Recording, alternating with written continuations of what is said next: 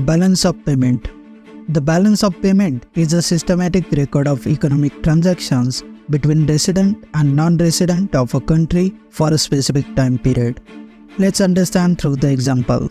Suppose you are living in the America and you are working there, and whenever you are making money there, you are sending some of your money to your parents who are living in India. So whatever transaction will be happening over here, that will be taken into the consideration by the central banks of both of these countries. It is maintained by the central bank of a country as per the IMF manual. That manual is basically a set of standards that have been given by the International Monetary Fund to avoid the complexity of maintaining the records. Every country maintains these records. It is expressed in the dollars. The balance of payment will be always zero. Now let's know the components of the balance of payment. There are majorly two components of the balance of payment, that is current account and the capital account. Further, the current account also can be divided into two parts, that is visible and invisible. Under the visible, you will see all the goods. So whatever kind of imports and the export will be taking place in the forms of physical products such as cars, bikes or anything else, all these transactions will be coming in the visible part. And the net difference between the import and the export is called the balance of trade. And hence, when the balance of trade is negative, means the import is more than the export, it will be called trade deficit. And when the balance of trade is positive, means the export is more than the imports, it is called trade surplus. If you see the visible part, we are always having the trade deficit over here. And the reason behind that, the crude oil imports, because our crude oil imports are very high. Now let's discuss the invisible part. The invisible part can be broken down into three subcategories, that is services, income and the transfer. In the services, you will see all kind of imports and the export of the services, whatever we do provide. We are doing really great job in the service sector. We are one of the leading service exporters in the world. There comes the income. In the income, there will be three types of income. First, there will be profit. Second will be interest. And the third will be dividend.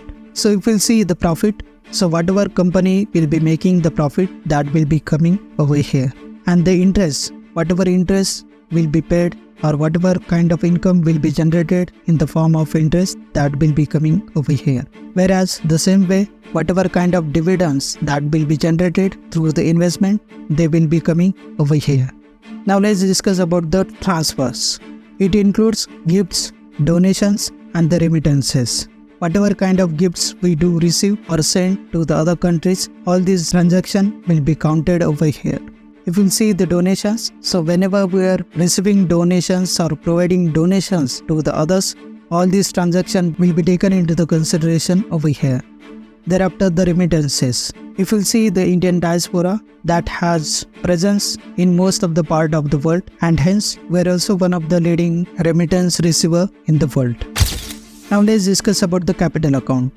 The capital account can be divided into three parts, that is investments, loans and the banking capital. Furthermore, there are two types of the investment, that is FDI, the foreign direct investment, thereafter the FII, foreign institutional investments. They are also known as foreign portfolio investments. If we see the differences between both of them, whenever the company is having more than 10% of the investment, that will be considered as the foreign direct investment. They are more stable. They do present in the market for the long run and they are very less volatile. Whereas if you see the FII, they are more volatile. They will be having less than 10% of the investment. Moreover, they are also not stable investors. For instance, they are investing in the Indian market. Suppose they got to know the other markets are doing well, so they will take out all the money from the market and they will be investing that money in the other markets.